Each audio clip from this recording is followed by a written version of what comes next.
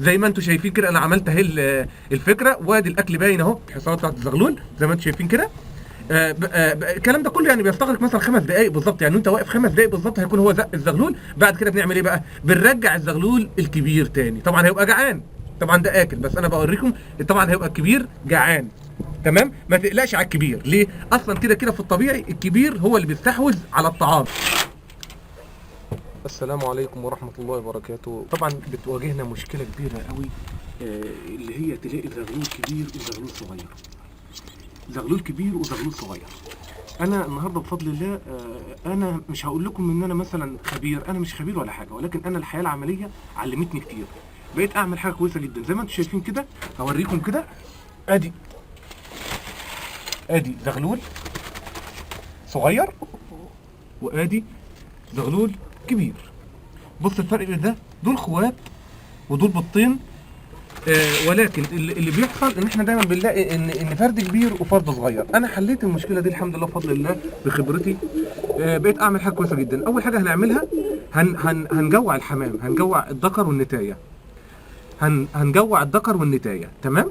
بعد ما نجوع الذكر والنتايه هنشيل الزغلول الكبير اللي غالبا هيبقى اكل، وهنسيب الزغلول الصغير، تمام. بعد ما الحمام يجوع وياكل، اول حاجه هيخش يزق ايه؟ يزق للزغاليل.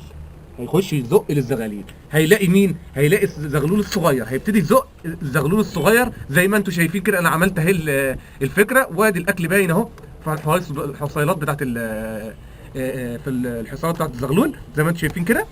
الكلام ده كله يعني بيستغرق مثلا 5 دقائق بالظبط، يعني انت واقف 5 دقائق بالظبط هيكون هو زق الزغلول. بعد كده بنعمل ايه بقى؟ بنرجع الزغلول الكبير تاني. طبعا هيبقى جعان، طبعا ده اكل، بس انا بوريكم.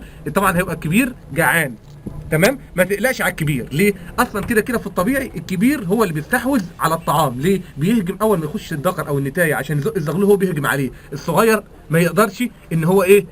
يعافر مع الكبير، تمام كده.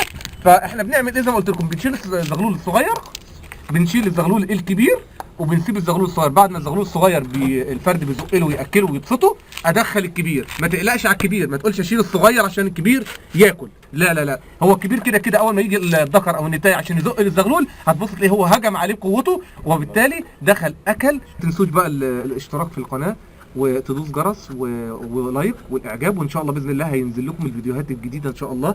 برضو عندي فيديوهات عديده هتجي لكم ان شاء الله. والسلام عليكم ورحمه الله وبركاته.